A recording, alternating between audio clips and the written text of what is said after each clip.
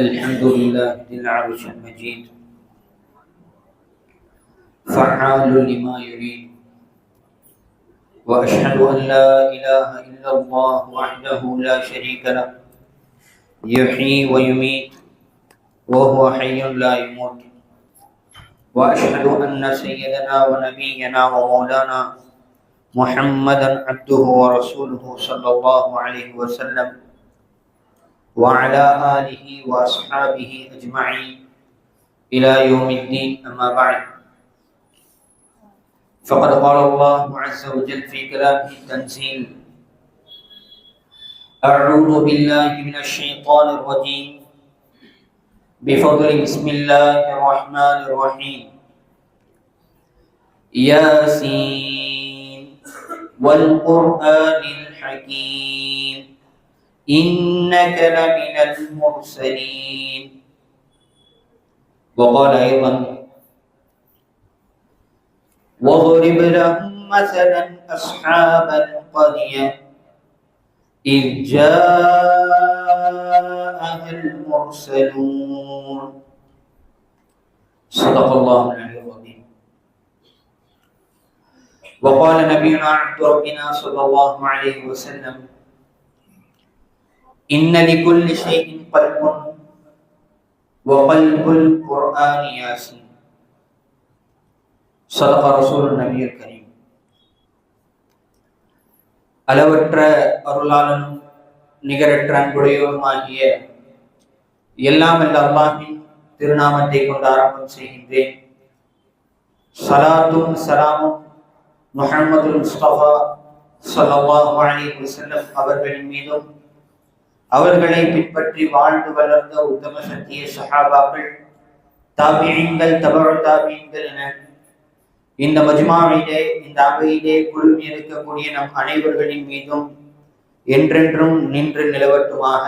அஸ்ஸலாமு அலைக்கும் வரஹ்மத்துல்லாஹி வபரகாத்துஹு. எல்லாம் வல்ல அல்லாஹ்வின் நல்லடியார்களே, பல அமர்வுகளாக நாம் குர்ஆனுடைய விரிவுரைகளை கேட்டு வருகின்றோம். அல்ஹம்துலில்லாஹ். இன்று நம்மில் மிகவும் பரிச்சயமான, பிரபல்யமான, அனைவருக்கும் அறியப்பட்ட சூறாவாகிய சூரத்து யாசீன் உடைய தஃப்சீரை நாம் இன்று பார்க்க வருகின்றோம். குர்ஆனிலே இந்த சூரா 36வது அத்தியாயமாக இறக்கப்பட்ட சூரா. இறக்கப்பட்ட வரிசைகளில் அல்லாஹ் முதலாக இக்ரா பிஸ்மி ரப்பிக்கல் லதீ ஹலக், அப்படி இறக்கப்பட்ட வரிசைகளில் இந்த சூரா 41வது சூறாவாக, 83 வசனங்களை கொண்ட சூறாவாக இந்த சூரத்துல் யாசீன் இருக்கிறது. அன்பானவர்களே, இந்த சூரத்துல் யாசீன் மிகப்பெரிய சிறப்புகளை கொண்ட சூறா. குர்ஆனிலே இருக்கக்கூடிய எல்லா அத்தியாயங்களை காட்டிலும் இந்த அத்தியாயத்திற்கு, சூரத்து யாசீனிற்கு ஒரு தனிப்பட்ட இடம், ஒரு தனிப்பட்ட சிறப்பு, ஒரு அந்தஸ்து, ஒரு மகிமை அல்லாஹ் தஆலா வழங்கியிருக்கிறார். நபிகள் நாயகம் ஸல்லல்லாஹு அலைஹி வஸல்லம் அவர்கள் சொல்வார்கள்: இன்ன லிகுல்லி ஷைஇன் கல்பு. ஒவ்வொரு விஷயத்திற்கும் கல்பு, இதயம் என்று இருக்கு. ஒவ்வொரு விஷயத்திற்கும் இதயம் சொல்லி இருக்கு. இதயம் எந்த அளவுக்கு முக்கியம், ஒரு மனிதனிடத்துல அல்லது ஏதோ ஒரு விஷயம், அதுக்கு கல்பு, இதயம் இல்லைன்னு சொன்னா மௌத்தா போயிடும். அது இருந்து பிரயோஜனம் இல்லை, அதனுடைய செயல்கள் வெளிப்படாது. ஒருத்தவருக்கு இதயம் நின்றுச்சு, அவரால் நடக்க முடியுமா, அவரால் பேச முடியுமா, அவரால் கேட்க முடியுமா? அசல் அவர் மவுத்து, மையத்து அசல். அப்படி குர்ஆன் அதற்கு ஒரு உள்ளம், அதற்கு ஒரு இதயம் என்று சொன்னால் அது சூரத்துல் யாசீன். நபிகள் நாயகம் ஸல்லல்லாஹு அலைஹி வஸல்லம் அவர்கள் அழகாக பதிவு செய்தார்கள்: வகல்புல் குர்ஆனி யாசீன். குர்ஆனுடைய கல்வி எது? யாசீன். ஐம்மாக்கள் இதற்கு விளக்கம் எழுதுறாங்க. அல்லாஹ் தஆலா குர்ஆன்ல முக்கியமாக எல்லா இடங்களிலும், குர்ஆன் முழுக்கவே 3 விஷயங்களை அடிப்படையாக வைத்து பேசுவாங்க. வஹ்தானியத், ஏகத்துவம், அல்லாஹ் ஒருவன் தான் அப்படிங்கிற விஷயத்தை அல்லாஹ் முழு குர்ஆனிலும் மக்காவினுடைய முஷ்ரிக்குகள், மக்காவினுடைய காஃபிர்கள் இவர்களுக்கு விளக்கும் வண்ணமாக பல உதாரணங்களை வைத்து அல்லாஹு தஆலா அவனுடைய ஏகத்துவ கலிமாக்களை விளக்கிக் கொண்டே வருவான். அது குர்ஆனினுடைய ஒரு சாராம்சமாக இருக்கும். வஹ்தானியத், தௌஹீத், இதனை அல்லாஹு தஆலா முதலில் வெளிப்படுத்துவான். இரண்டாவதாக ரிசாலத், நபித்துவம், நுபுவத், இந்த தூதுத்துவத்தினை அல்லாஹு தஆலா குர்ஆனில் உதாரணங்களை கொண்டு இன்னும் குர்ஆனிலே அந்த மக்களுக்கு விளங்கும் வண்ணமாக கியாமத் வரை எத்தனை மக்கள் வருவார்களோ அத்தனை மக்களுக்கும் விளக்கும் வண்ணமாக அல்லாஹ் தஆலா குர்ஆனிலே ரிசாலத், தூதுத்துவத்தை பற்றி விளக்கி இருப்பான். மூன்றாவதாக ஆகிரத், மறுமையினுடைய வாழ்க்கை. மறுமையினுடைய வாழ்க்கையை பற்றி அல்லாஹ் தஆலா மிக தெளிவாக ஒருவர் கபருக்குள் வைக்கப்பட்டதற்கு பிறகு அவருடைய கேள்வி கணக்குகள் எப்படி இருக்கும், அவரை நாம் எப்படி உயிர் கொடுத்து எழுப்புவோம், எழுப்பிய பிறகு மஹ்ஷருடைய மைதானத்தில் என்ன நடக்கும், மீசானுடைய தராசை சம்பந்தமாக, சிராத்துல் முஸ்தகீமினுடைய பாடம் அது சம்பந்தமாக, இன்னும் ஆமால் நாமாலுடைய சம்பந்தமாக எல்லா விஷயங்களை பற்றியும் ஆகிரத்தில் நடக்கக்கூடிய அனைத்து விஷயங்களையும் அல்லாஹ் தஆலா இந்த முழு குர்ஆனில் ஆங்காங்கே அல்லாஹ் பதிவு செய்து வருவான். ஆனால் சூரா யாசீனிலே அல்லாஹ் தஆலா இந்த மூன்று விஷயங்களை மிகவும் ஆழமாக, முக்கியத்துவம் வாய்ந்ததாக, அடிப்படை விஷயங்களை சர்வ சாதாரணமாக சாமானிய மக்களுக்கு மிகவும் எளிதாக விளங்கக்கூடிய வண்ணம் அக்லி நக்லி என்று சொல்வார்கள், அறிவுபூர்வமான உதாரணங்களை வைத்தும் இன்னும் குர்ஆனுடைய வசனங்களின் ஊடாகவும் அல்லாஹ் தஆலா இதனை விளக்கி வைக்கின்றார். அன்பானவர்களே, இதுவெல்லாம் அகீதா சார்ந்தது, இதுவெல்லாம் கொள்கைகள் சார்ந்தது. எப்பொழுது ஒரு மனிதனுடைய உள்ளத்தில் கொள்கை மாறுபட்டதாக இருக்குமோ, கொள்கைகளில் ஏதேனும் ஒரு தவறுகள் வந்து விடுமோ, அவனது அமல்கள் அவனுக்கு எந்த விதமான பயன்களையும் தராது. துவா கேட்கணும், அல்லாஹ் நடத்துறதான் கேட்கணும். வேற யார்கிட்டயா துவா கேட்டா அவர் துவா செஞ்ச நன்மை கிடைக்குமா? கிடைக்காது.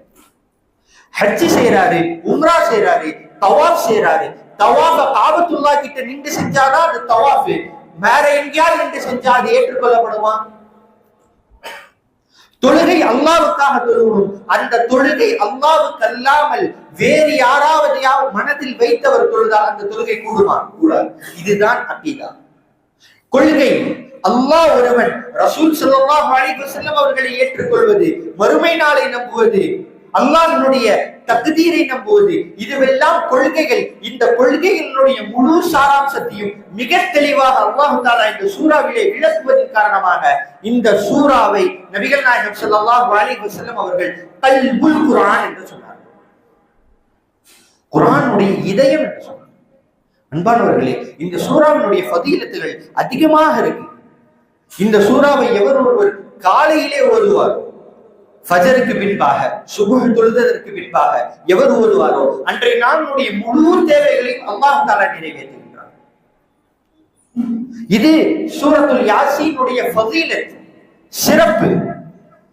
அதே போல சொன்னார்கள், எவர் ஒருவர் சூரா யாசீனை ஒருவர் மரண தருவாயில் இருக்கின்றார், ஒருத்தவர் சக்கராத்தினுடைய கால், சக்கராத் வந்துருச்சு, அவருக்கு அருகில உட்கார்ந்து சூரத்துல் யாசீன் ஓதப்பட்டால் அவருக்கு மரணத்தினுடைய வேதனை குறைக்கப்படுது. அன்பானவர்களே, வாழக்கூடிய காலத்திலும் சூரத்துல் யாசீனை எவர் ஓதி வருவாரோ அவருக்கு பிரயோஜனம் தருது. மரண தருவாயிலையும் அவருக்கு பக்கத்தில் சூரத்துல் யாசீன் ஓதப்பட்டால் அவருடைய மரணத்தினுடைய வேதனை அல்லாஹ் தஆலா குறைக்கின்றார். தஸ்கியாவினுடைய உலமாக்கள் சொல்வார்கள், தஸ்கியா என்று சொன்னால் உள்ள தூய்மை, உள்ளத்தை பரிசுத்தப்படுத்துறதுக்கான இந்த ஷேக்மார்கள், நல்ல ஷேக்மார்கள், உண்மையை உரைக்க சொல்லக்கூடிய ஷேக்மார்கள், அவர்கள் இந்த சூரா யாசீனை மிகவும் உன்னதமானதாக, மிகவும் சக்தி வாய்ந்ததாக அவங்க சொல்லுவாங்க. அப்ப சொல்லும் பொழுது யார் சூரா யாசீனை ஓதி துவா செய்வார், அவருடைய துவா அல்லாஹ் இடத்திலே ஏற்றுக்கொள்ளப்பட்டதாக இருக்கும்.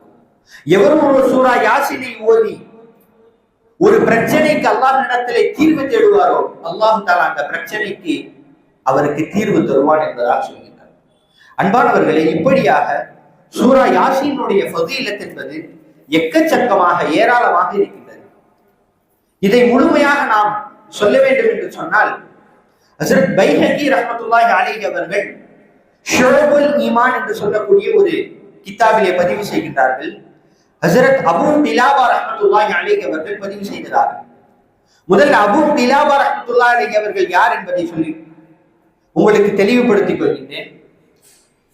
அபூ கிலாபா ரஹ்மத்துல்லாஹி அலைஹி அவர்கள் சஹாபாக்களுக்கு பின்பாக வந்த தாபியர்களில் மிகவும் அறிஞராக, ஹதீஸ்களை வல்லுநராக, குர்ஆனுடைய சட்டதிட்டங்களை தெரிந்தவராக, ஒரு மிக பெரும் ஆலிமாக இருந்தவர்கள் ஹஜ்ரத் அபூ கிலாபா ரஹ்மத்துல்லாஹி அலைஹி.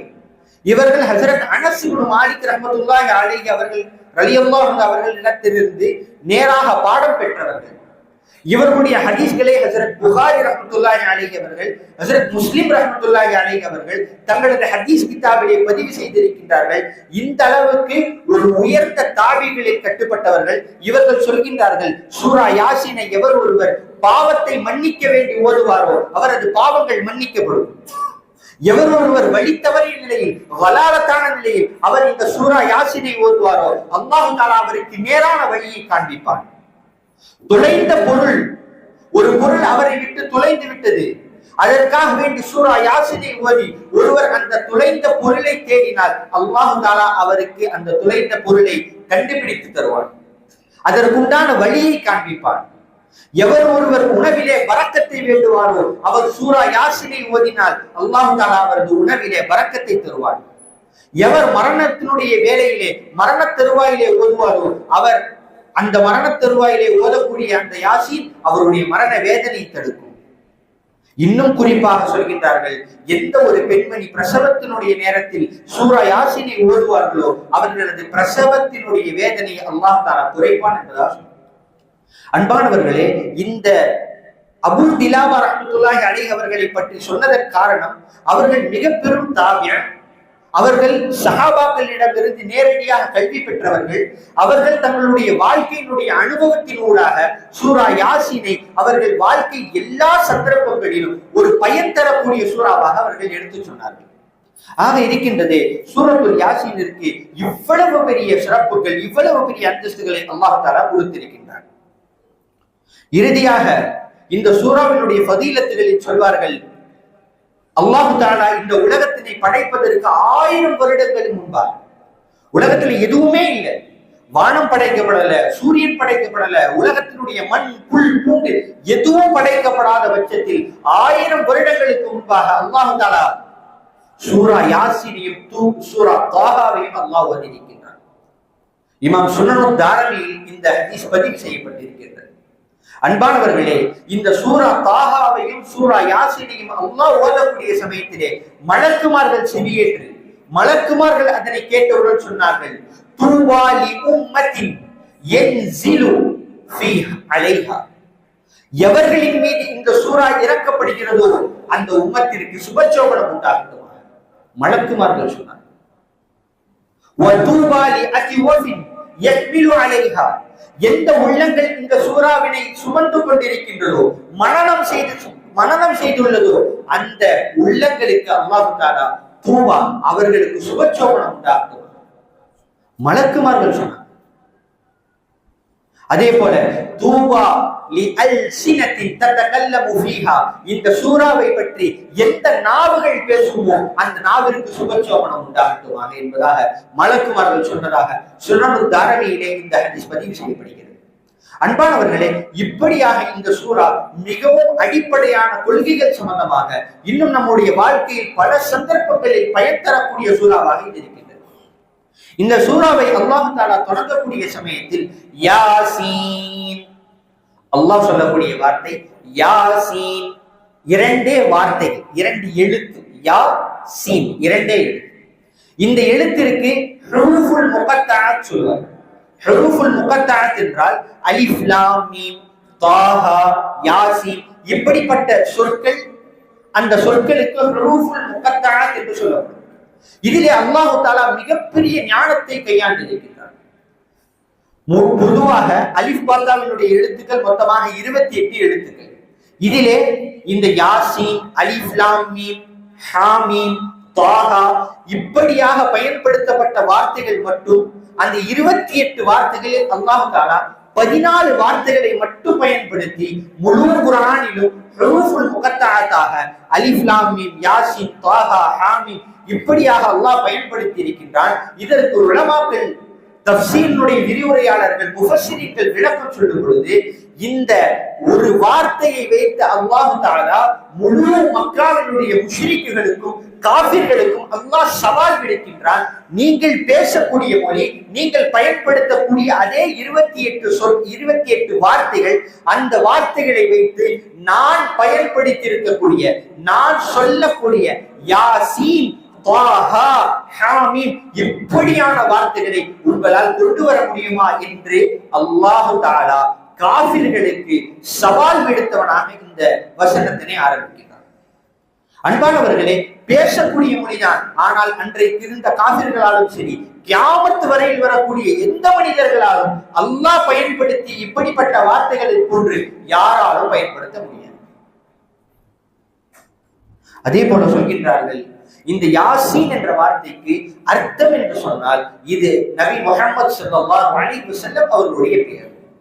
நபி ஸல்லல்லாஹு அலைஹி வஸல்லம் அவர்களுக்கு இருக்கக்கூடிய பெயர்களில் யாசீன், தாஹா இவை இரண்டும் அல்லாஹ்வால் பயன்படுத்தப்பட்ட, அல்லாஹ் தன்னுடைய நபியை அழைத்த திருநாமங்களில் 2 திருநாமங்கள் யாசீன், தாஹா.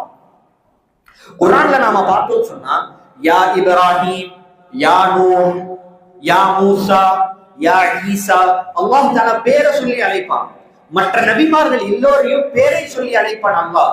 யா ஆதம், ஆதம் அலைஹிஸ்ஸலாம் அவர்களில் இருந்து ஈசா அலைஹிஸ்ஸலாம் வரை எல்லா நபிமார்களையும் அல்லாஹ் தஆலா பேரை சொல்லி அழைப்பான். ஆனால் தன்னுடைய ஹபீப் முஹம்மது ஸல்லல்லாஹு அலைஹி வஸல்லம் அவருடைய ஒரு பேருக்கு கண்ணியம் அல்லாஹ் வைத்திருந்தான்.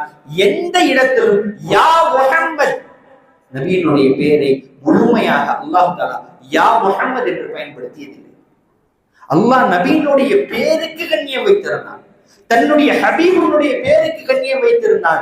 எல்லா இடங்களிலும் நீங்கள் பாருங்கள், யா முஸம்மில், யா முதஸ்ஸிர் இப்படியாக அல்லாஹ் நபி ஸல்லல்லாஹு அலைஹி வஸல்லம் அவர்களை செல்லமாக அழைக்கக்கூடிய சொற்கள் தான் குர்ஆனில். அப்படிப்பட்ட வார்த்தையாக யாசீன் நபியை அல்லாஹ் தஆலா அழைக்கின்றான்.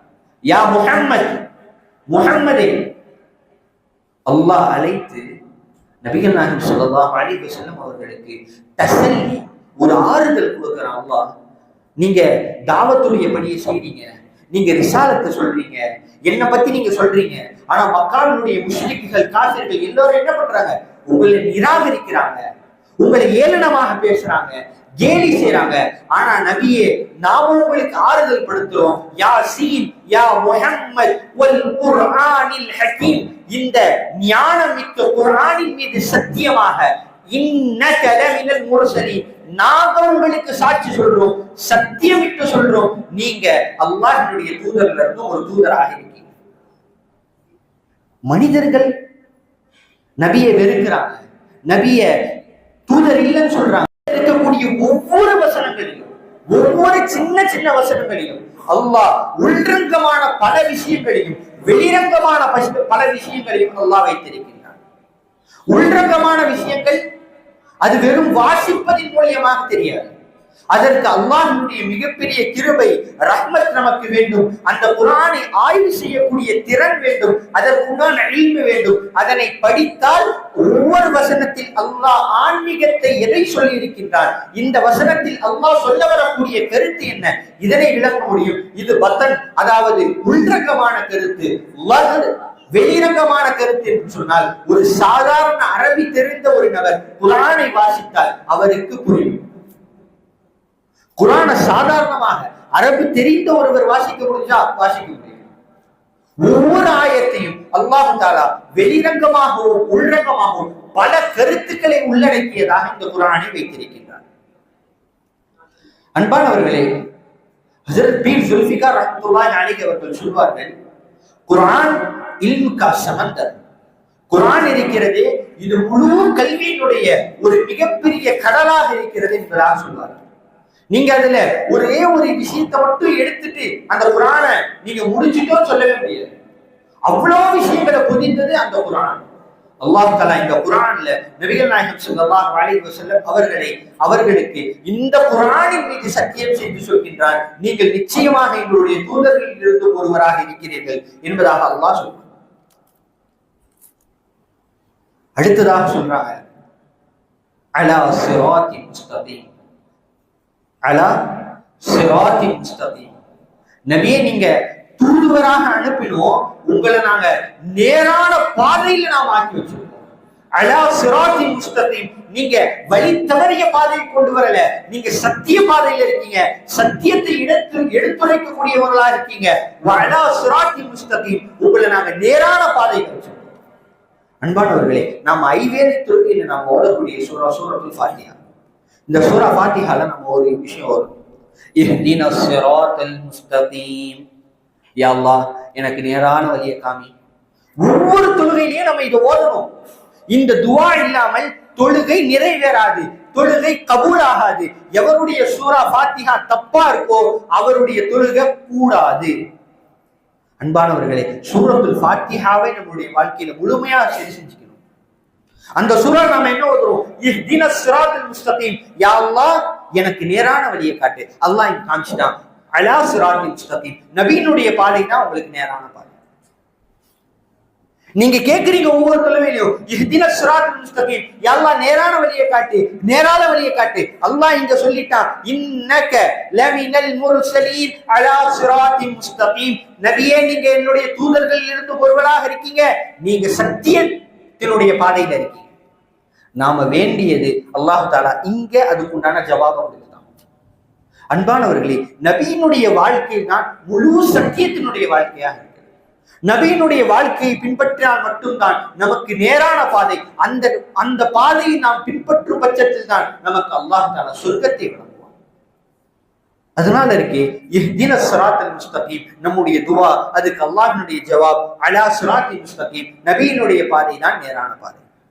தன்சீலுன் அஸீஸிர் ரஹீம், மகத்துவம் வாய்ந்த வல்லமை வாய்ந்த இரக்கமுடைய அல்லாஹ்வின் புறத்திலிருந்து இறக்கப்பட்டது. இந்த மார்க்கம் அல்லாஹ்வினுடைய புறத்திலிருந்து இறக்கப்பட்ட மார்க்கம். இது நபி ஏதோ அவங்களுடைய மனம் போன போக்குல எடுத்ததாக, வாய்க்கு வந்ததை சொன்னதாக அவங்க சொல்லல.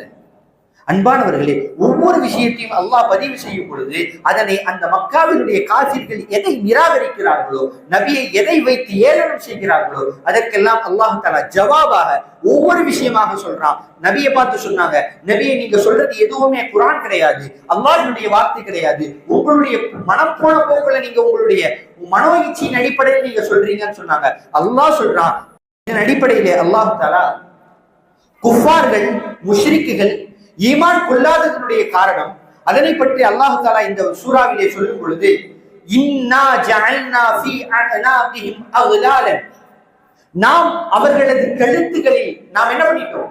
சங்கிலிகளால் அவர்களது வாயோடு சேர்த்து, அவர்களது கையை வாயோடு சேர்த்து கழுத்தோடு சேர்த்து நாம் கட்டிவிட்டோம் என்பதாக அல்லாஹ் தஆலா சொல்றார்.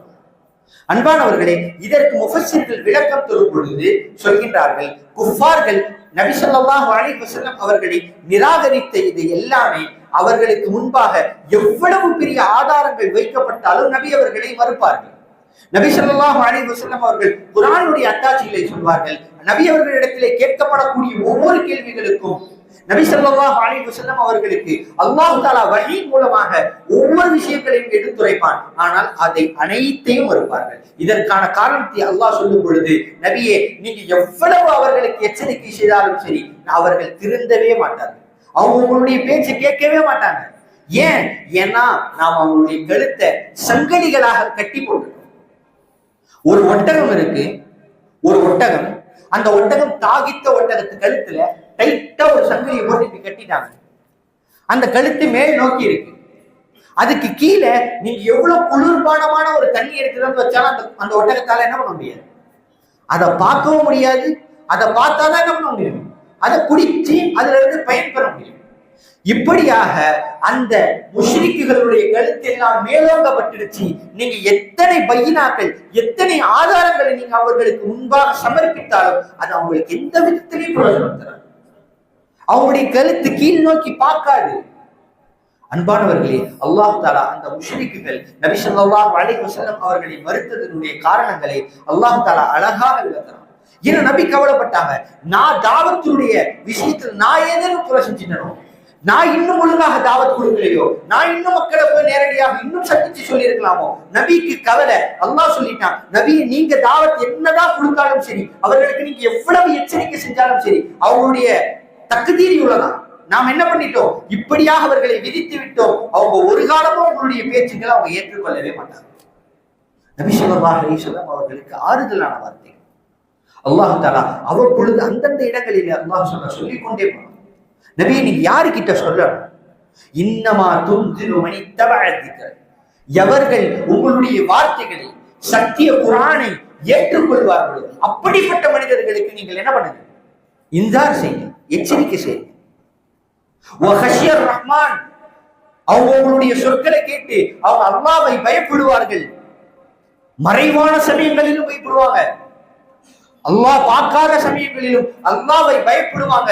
உங்களுடைய பேச்சுக்களை அவங்க கேட்டாங்கன்னு சொன்னாங்க. அப்படிப்பட்ட மனிதர்களுக்கு அல்லாஹ் சுபச்சோபம் சொல்றான், வபஷ்ஷிருஹு பிமக்ஃபிரத்தின் வ அஜ்ரின் கரீம். அப்படிப்பட்ட நபர்களுக்கு நபியே நீங்கள் கூறுங்கள், சுபச்சோபனம் சொல்லுங்கள். அவர்களுக்கு மக்ஃபிரத் இருக்கு, அவங்களுக்கு என்ன இருக்கு, பாவ மன்னிப்பு இருக்கு. வ அஜ்ருன் கரீம், அவங்களுக்கு சங்கையான கூலியை நாம் சொல்றோம். அல்லாஹ் தஆலா சொல்றான். அன்பானவர்களே, இப்படியாக நபி ஸல்லல்லாஹு அலைஹி வஸல்லம் அவர்களுடைய ஒவ்வொரு விஷயங்களை அல்லாஹ் தஆலா இந்த குர்ஆனிலே பதிவு செய்தவனாக இறுதியாக தன்னுடைய இந்த முதலாவது பிரிவிலே அல்லாஹ் தஆலா தன்னுடைய வஹ்தானியத், தான் அல்லாஹ் அவன்தான் நாளை மறுமையிலே உயிர் கொடுத்து எழுப்புவான் என்பதனை அல்லாஹ் தஆலா விளக்குகின்றான். இன்னா நஹ்னு நுஹ்யில் மௌதா, நாம் நாளை மௌத்தான ஒவ்வொருவர்களையும் நாம் தான் எழுப்புவோம். இன்னா நஹ்னு, இன்னா என்று சொன்னாலும் நான் தான் அர்த்தம், நஹ்னு சொன்னாலும் நான் தான் அர்த்தம். அல்லாஹ் இரண்டு தடவை நாம் தான், திட்டமாக நாம் மட்டும்தான் நுஹ்யில் மௌதா, நாம் என்ன பண்ணுவோம், இறந்த ஒவ்வொருவரையும் உயிர்ப்பிப்போம். வனக்துபு மா கத்தமு வ ஆஸாரு, நாம் ஒவ்வொன்றையும் எழுதி வைத்திருக்கின்றோம். அவர்கள் எதனை முற்படுத்தினார்களோ, அவர்கள் எதனை விட்டு சென்றார்களோ, எல்லா விஷயங்களையும் நாம் எழுதி வைத்திருக்கின்றோம். அன்பானவர்களே, இந்த ஒரு வசனத்திற்கு முஃபஸ்ஸிரீன்கள் மிகப்பெரிய தஃசீரை கொடுத்திருக்காங்க. எந்த ஒரு மனிதரும் இறந்த பிறகாக அவருடைய வாழ்க்கையில வாழக்கூடிய காலங்கள்ல என்னென்ன நன்மைகள் செஞ்சாரோ அந்த நன்மைகளும் அல்லாஹ்வின் பால் எழுதப்படுது. அவன் இறந்ததற்கு பின்பாக எந்தெந்த நன்மைகள் அவனை சென்றடையுமோ அப்படிப்பட்ட நன்மைகளையும் அல்லாஹ் தஆலா எழுதியிருக்கிறான். நாமோ வாழும் பொழுது எப்படி நன்மைகளை செய்கின்றோமோ, நாம இறந்ததற்கு பின்பாகவும் நமக்கு நன்மைகள் வந்து சேரக்கூடிய வண்ணம் நம்முடைய அமல்களை ஆக்கிக் கொள்ள வேண்டும். நாம இன்னைக்கு உலகத்துல வாழும்போது நினைக்கிறோமா இல்லையா, ஒரு மனுஷன் காலேஜ் முடிச்சதுக்கு அப்புறத்துல இருந்து அல்லது படிப்பை முடிச்சதுக்கு அப்புறத்துல இருந்து அவனுடைய எய்ம் என்னவா இருக்கும், ஒரு இன்வெஸ்ட்மெண்ட். நம்ம கடைசி காலத்துல உட்கார்ந்து சாப்பிடணும்.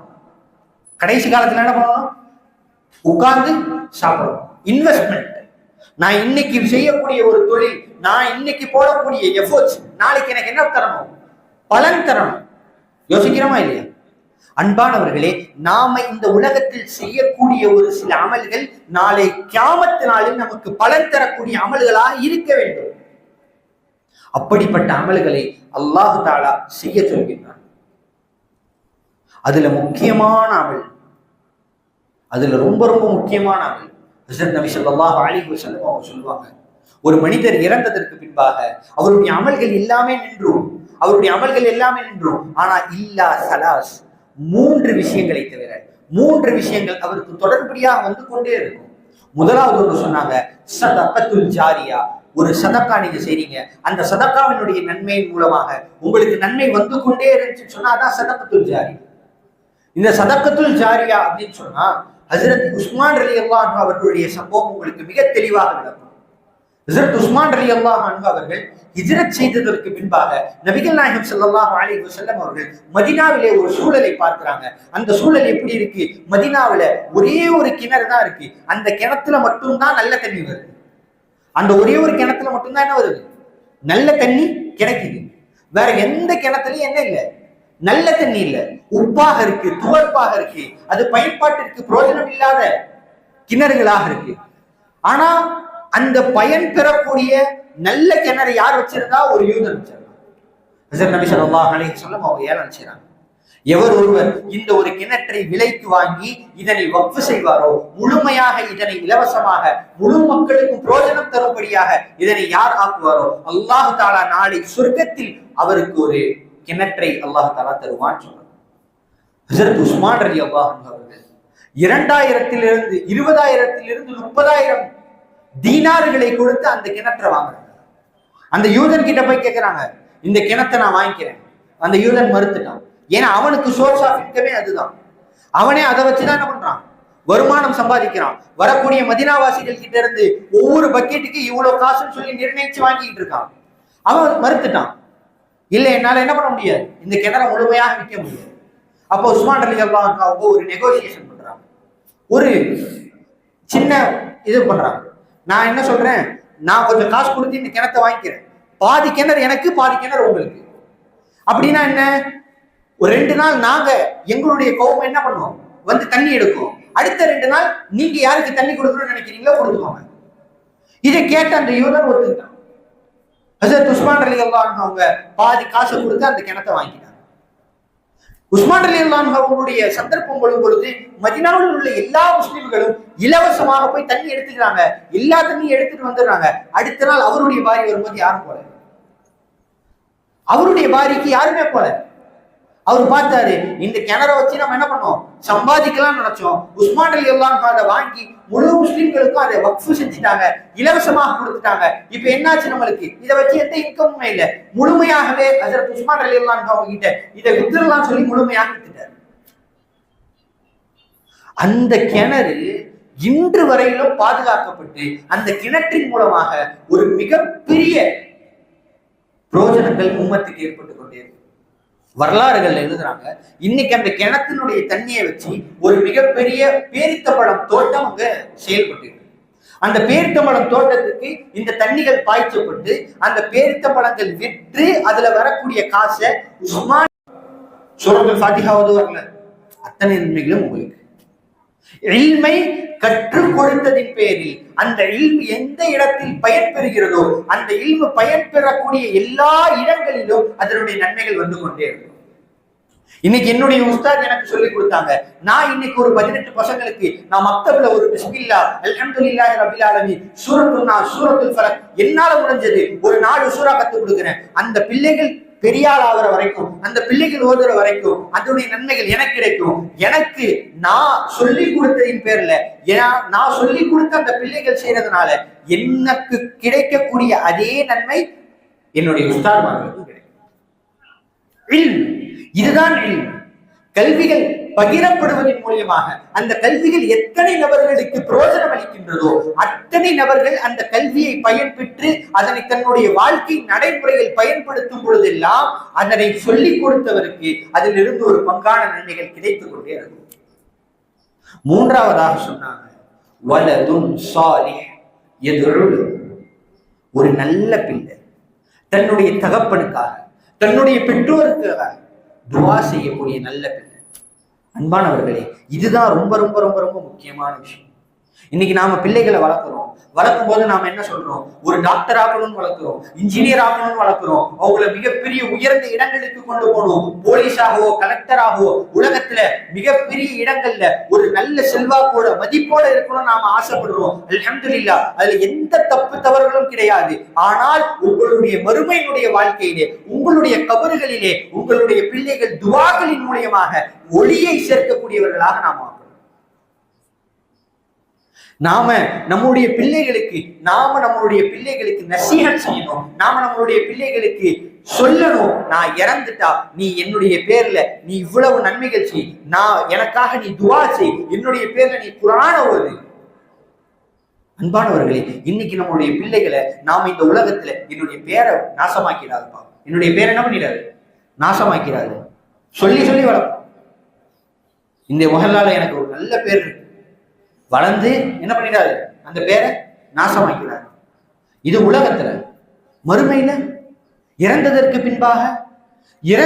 பின்பாக அவருடைய கபருக்கு அந்த பிள்ளை செய்யக்கூடிய ஒவ்வொரு துஆக்களும் அந்த கபருடைய விசாலமாக ஆகும். அவருடைய அந்த கபருடைய வாழ்க்கைக்கு ஒளிமயமாக ஆக்கும். அன்பானவர்களே, ஆரி தையிப் ரஹ்மத்துல்லாஹி அலைஹி தேவபந்தனுடைய ஒரு மிகப்பெரிய ஆசிரியர். அவங்களுடைய கிதாபில் எழுதுறாங்க, அவங்களுடைய தந்தை ஹசரத் முஹம்மது அஹமது ரஹ்மத்துல்லாஹி அலைஹி அவங்க ஒரு முறை மரண தருவாய் ஒரு 15 to 20 நாட்களுக்கு முன்பாக என்னுடைய தந்தை என்ன அழைச்சாங்க. ஹசரத் தையிப் ரஹ்மத்துல்லாஹி அலைஹி அப்ப சொல்றாங்க, என்னுடைய தந்தை என்ன அழைச்சாங்க. மஷ்ரா செய்யக்கூடிய ஒரு அறை, அதுல என்ன தனியாக கூப்பிட்டு போய் என்னோட தந்தை உட்கார்ந்து அழுக ஆரம்பிச்சாங்க. அழுகுறாங்க அழுது கொண்டே இருக்காங்க. நான் என்ன நினைச்சிட்டேன், நான் ஏதோ தவறு செஞ்சிட்டேன் போல, என்னுடைய தந்தை என் மேல ஏதோ ஒரு மனஸ்தாபம் ஆயிடுச்சு, அதனால என்னுடைய தந்தை என்ன பார்த்து அழுகுறாங்கன்னு சொல்லி நினைச்சு, தந்தையை நான் ஏதோ தப்பு தவறுகள் செஞ்சுட்டேனா, உங்களுடைய மரியாதைக்கு நான் எதுவும் இழுக்கு தவறுகள் செஞ்சுட்டேனா அப்படின்னு சொல்லி கேட்கிறாங்க. அதுக்கு ஹசரத் முஹம்மது அஹ்மது ரஹ்மத்துல்லாஹி அலைஹி அவங்க சொன்னாங்க, என்னுடைய மகனே, நீ அல்ஹம்துலில்லாஹ் என்ன பண்ணிட்ட, ஹாஃபிதாக ஆயிட்ட, குர்ஆனை மனனம் செஞ்சிட்ட, ஹாஃபிதாக ஆயிட்ட. நான் ஹாஃபிதாக கூடிய சமயத்துல என்னுடைய தந்தை ஹசரத் காசிம் நானூத்தி ரஹ்மத்துல்லாஹி அலைஹி அவங்க என்ன அழைச்சு சொன்னாங்க, அஹ்மதே நீ ஹாஃபிஸாக ஆயிட்ட, இன்னும் இன்ஷா அல்லாஹ் ஆலிமாகவும் ஆயிடுவ, உனக்கு மரியாதைகள் வரும், செல்வங்கள் வரும், மதிப்பு வரும், இது எல்லாம் நீ ஓதுனது மூலியமாக கிடைக்கலாம் நீ நினைக்கலாம். ஆனா நான் உன்னை ஓத வச்ச தெரியுமா, உன்னை ஹாஃபிஸாக ஆக்கணும் தெரியுமா, அது உனக்காக இல்ல, எனக்காக நான் ஆக்கினேன். எனக்காக நீ தினமும் குர்ஆனில் இருந்து ஒரு பகுதியை ஓதி எனக்காக நீ துஆ செய்வதற்காக தான் நான் உன்னை ஓத வச்சேன்னு சொல்லி என்னுடைய தந்தை காசிம் நானூத்தி ரஹ்மத்துல்லாஹி அலைஹி அவங்க எனக்கு சொன்னாங்க, மகனே, நான் இன்னைக்கு உனக்கு தன்னுடைய பிள்ளைகளின் மூலியமாக தங்களுடைய கபர்களுக்கு நூறு ஒளி கிடைப்பதற்காக அதிகமான முயற்சிகள் செய்தார்கள். தன்னுடைய பிள்ளைகளுக்கு அதனை சொல்லிக் கொடுத்தார்கள். இன்னைக்கு நாம பார்க்கிறோம், நம்மளுடைய ஒவ்வொரு வாழ்க்கையிலும் நாம செய்யக்கூடிய ஒரு விஷயங்கள் அது பின்னாடி நமக்கு பிரோஜனம் தரணும்னு நாம நினைக்கிறோம். அதே போலதான் நம்முடைய பிள்ளைகள் நாம வளர்க்கக்கூடிய சமயத்துல நம்முடைய கபருக்கு, நம்முடைய மறுமையினுடைய வாழ்க்கைக்கு அந்த மகன், அந்த பிள்ளை பிரோஜனம் தரக்கூடிய பிள்ளையாக வளர்க்க வேண்டியது நம்முடைய பொறுப்பு. ஹாரூன் ரஷீத் பாதுஷா மன்னருடைய காலத்துல நடந்த ஒரு சம்பவம் சொல்லுவாங்க, ஒரு நகைச்சுவையான சம்பவம். ஹாரூன் ரஷீத் பாதுஷா அவர்கள் ஒரு வழியில நடந்து போய்கிட்டே இருக்காங்க, பிரயாணிச்சு போய்கிட்டு இருக்காங்க. அப்போ ஒரு வயசான கிழவர் ஒரு மரம் நெட்டு வச்சுக்கிட்டு இருக்காரு. இதை பார்த்த ஹாரூன் பாதுஷா அவங்க சொல்றாங்க, இந்த மரத்தை நெட்டு வைக்கிறீங்க, உங்களுக்கே வயசாயிடுச்சு, இந்த மரம் வளர்ந்து கனி கொடுத்து அது வரைக்கும் நீங்க இருக்க மாட்டீங்க, எதுக்காக நீங்க மரம் வைக்கணும்? இதை கேட்ட உடனே அந்த வயசானவர் சொல்றாரு, இதே போல என்னுடைய மூதாதையர்கள் நினைச்சிருந்தாங்கன்னு சொன்னா என்னால என்ன பண்ணிருக்க முடியாது, இன்னைக்கு நான் சாப்பிடக்கூடிய கனிகள் பழங்கள் எதுவும் சாப்பிட்டிருக்க முடியாது. அதனால இன்னைக்கு நான் விதைக்கிற விதை நாளைக்கு வரக்கூடிய சந்ததிக்கு என்ன ஆகும், ஒரு பிரோஜனம் தரும் சொன்னாங்க. இதை கேட்ட ஹாரூன் பாதுஷா மன்னருக்கு ஒரு மிகப்பெரிய சந்தோஷம், மனம் சந்தோஷமானது. உடனே சொல்லிட்டாங்க, இவருக்கு கொஞ்சம் பொற்காசுகளை கொடுங்க. இவருக்கு என்ன பண்ணுங்க, பொற்காசுகளை கொடுங்க. இதை வாங்கின அந்த நபர் சொன்னாராம், நீங்க என்ன சொன்னீங்க, நான் வைக்கக்கூடிய மரம் நான் இறந்ததுக்கு அப்புறம் தானே பிரயோஜனம் தரும்னு சொன்னீங்க, இப்போ நான் வச்ச மரத்தின் மூலியமாக இப்பவே பலன் தந்துருச்சு பாத்தீங்களான்னு சொன்னாங்க. காசை வாங்கிட்டாரு, வாங்கினவன சொல்றாரு, நீங்க என்ன சொன்னீங்க, நான் மௌத்தா போனதுக்கு அப்புறம் தான் பலன் தரும் சொன்னீங்க, இப்பவே எனக்கு என்ன ஆயிடுச்சு, பலன் தரல, ஆனா பலன் தந்துருச்சு எனக்கு சொன்னாங்க. இதை கேட்ட ஹாரூன் ரஷீத் பாதுஷா இன்னும் அவருக்கு எக்ஸ்ட்ரா கொடுங்க, ரொம்ப ஹிக்மத்தாக ரொம்ப ஞானமாக பேசுறாரு, அவர் கொடுங்க சொன்னாங்க. அன்பானவர்களே, இதுதான் ஆசா. நாம செய்யக்கூடிய அமல் நாளைக்கு வரக்கூடிய ஜெனரேஷனுக்கு ஒரு மிகப்பெரிய நல்ல பயனுள்ளதாக அமைய வேண்டும், அதுதான் ஆசா. இதைத்தான் அல்லாஹ் தஆலா இந்த வசனத்திலே சொல்கிறார், மா கத்தமு வ ஆசாரஹு, நீங்க முற்படுத்தியதும் நீங்கள் விட்டு சென்றதும் அனைத்தும் உங்களுக்கு எழுதப்படுகிறது. இப்ப அல்லாஹ் தஆலா தன்னுடைய குர்ஆனுடைய வசனங்களின் மூலமாக நபி ஸல்லல்லாஹு அலைஹி வஸல்லம் அவர்களுக்கு ஆறுதல் சொல்லிட்டார். இப்ப அடுத்தபடியாக அடுத்த பிரிவிலே அல்லாஹ் தஆலா ஒரு சம்பவத்தை வைத்து நபிகள் நாயகம் ஸல்லல்லாஹு அலைஹி வஸல்லம் அவர்களுக்கு மிகப்பெரிய ஆறுதலை கொடுக்கின்றான். நீங்க இன்னைக்கு நபி ஸல்லல்லாஹு அலைஹி வஸல்லம் அவர்களே, நீங்க இப்ப உங்களுடைய மக்களுக்கு மத்தியில நீங்க தூதுத்துவம் செய்றீங்க, நுபுவத்தை சொல்றீங்க, ஏகத்துவம் கொள்கைகளை பரப்புறீங்க, இன்னைக்கு உங்களுக்கு இவ்வளவு கஷ்டங்கள் வருது, சிரமங்கள் வருது, இதை நீங்க பொறுத்து கொள்றீங்க. இதே போல ஒரு சம்பவம் இருக்கு, அதை நான் சொல்றேன், இதை கேளுங்க, உங்களுக்கு என்ன ஆகும், மனசுக்கு ஒரு ஆறுதல் கிடைக்கும். அல்லாஹ் தஆலா சொல்றான்,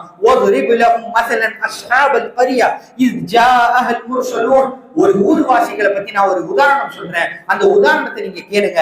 அந்த ஊருக்கும் நாம என்ன பண்ணோம், நபிமார்களை நாம் அனுப்பணும். அல்லாஹ் தஆலா நபி ஸல்லல்லாஹு அலைஹி வஸல்லம் அவங்க ஒரே ஒரு தூதர், முழு உம்மத்திற்கும் முழு உலகத்திற்கும். ஹஜ்ரத் ஈசா அலைஹிஸ்ஸலாம் அவர்கள் ஒரு 3 ரசூல்மார்களை அந்த ஊருக்கு தாவத்துடைய பணிக்காக அனுப்புறாங்க. முதல்ல 2 நபிமார்கள் 2 ரசூல்மார்களை அனுப்புறாங்க. போய் அந்த ஊர் மக்களுக்கு அல்லாஹ்வுடைய மார்க்கத்தை எத்தி வைங்க, அங்க போய் சொல்லுங்க, அவங்களுக்கு மத்தியில அதை பறைப்புரை செய்யுங்க. அந்த 2 நபிகள் அந்த 2 ரசூல்மார்கள் வந்தாங்க, அந்த மக்களுக்கு மத்தியில தாவத்துடைய பணியை செய்யறாங்க. அந்த மக்கள் அவங்களை ஏத்துக்கல, அவங்கள போய் பிடிச்சிட்டாங்க, அவங்களை தூக்கி சிறை பிடிச்சு வச்சுட்டாங்க. மூன்றாவதாக இன்னொரு தாவத்தை சொல்லாமல் அரசர்